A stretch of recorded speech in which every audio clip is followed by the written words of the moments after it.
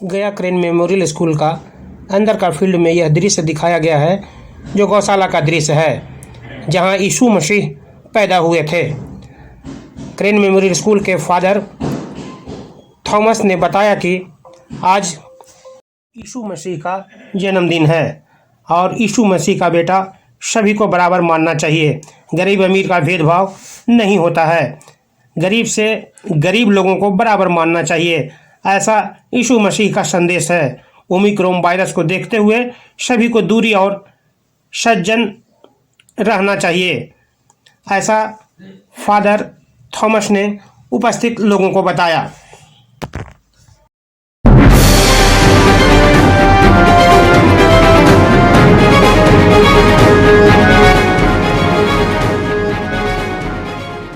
समाज में, हमारे समुदाय में आज के दिन हमारे प्रभु यीशु मसीह का जन्म हुआ था और इसी जन्म उत्सव को हम लोग बड़े खुशहाली से और आनंद में मनाते हैं।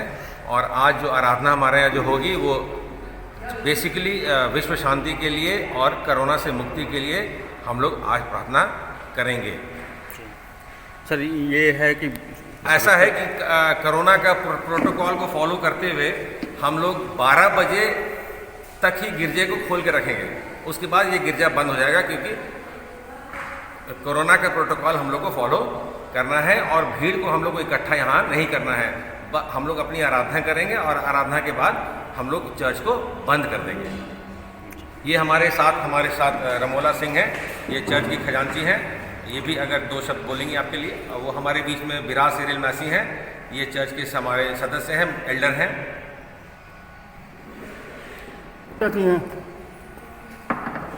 अभी नहीं मैं इस चर्च की ट्रेजरर हूँ।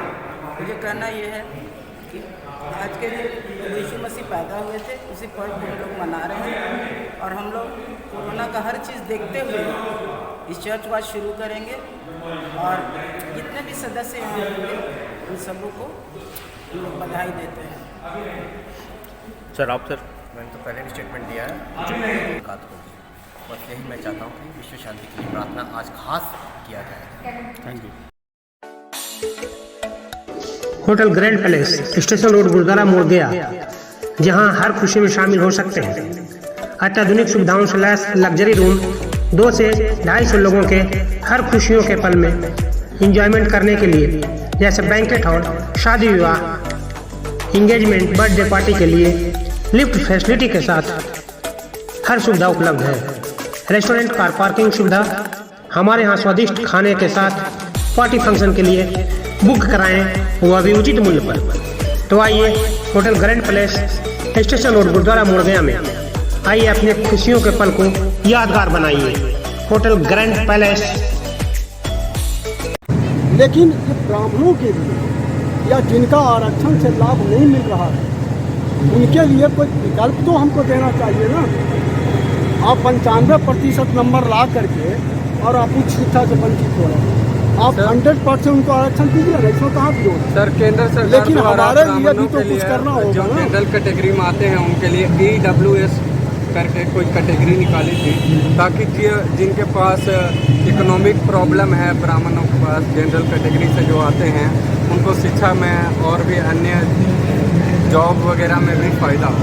हम उसका समर्थन करते हैं, लेकिन आर्थिक मैंने जो सचमुच में आर्थिक जिसकी कमी, आज बड़े बड़े लोग कहाँ हैं और कहाँ ये लाभ किसको मिल रहा है, उसे लाभ किसको हो रहा है।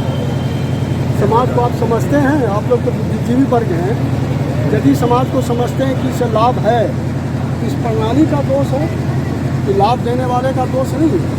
इसका ऐसा कोई कानून बन सकता है जो आपत्तिजनक सत्ता पर रहते हैं और आपत्तिजनक शब्द बोल जाते हैं, इस पर कोई कानून बनना चाहिए सर।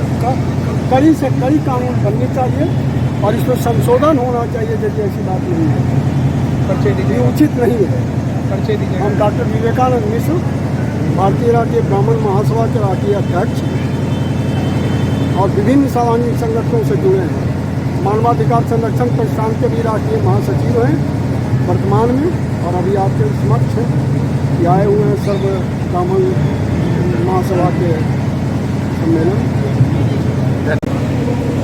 मैंने सही मायने में अभी जो पूरे भारतवर्ष में संपूर्ण राजनीतिक दल द्वारा जो ब्राह्मण विरोधी मुहिम चल रहा है, हम इसके हकदार ब्राह्मण कहते हैं। क्योंकि ब्राह्मण तो सामाजिक न्याय का यदि प्रबल पक्षधर कोई जाति रहा है धरती पर, तो अकेला ब्राह्मण है जो सबका कल्याण चाहता है।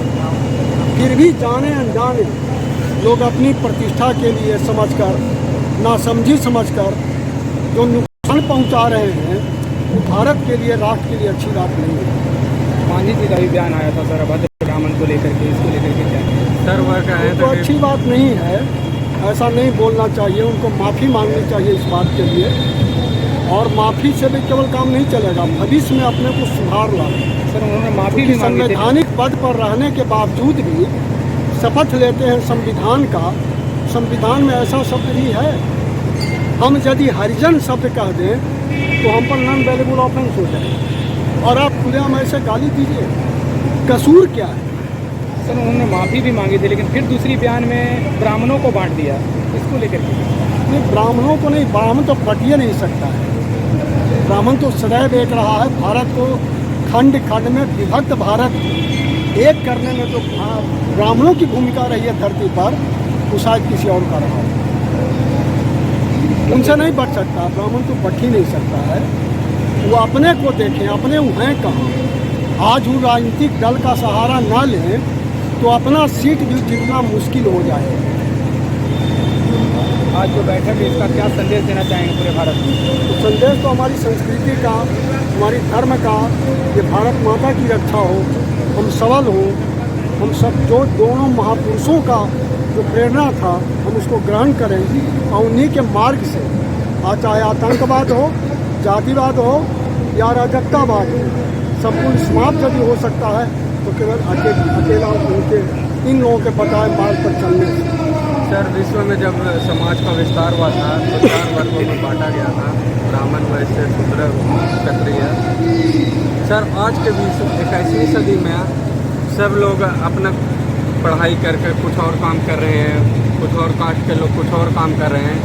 इस पर जो एक बयान आते रहता है कि जन्मसिद्ध अधिकार है हमारा, हम इसी जाति में पैदा हुए तो इसी जाति का काम करेंगे, यह कितना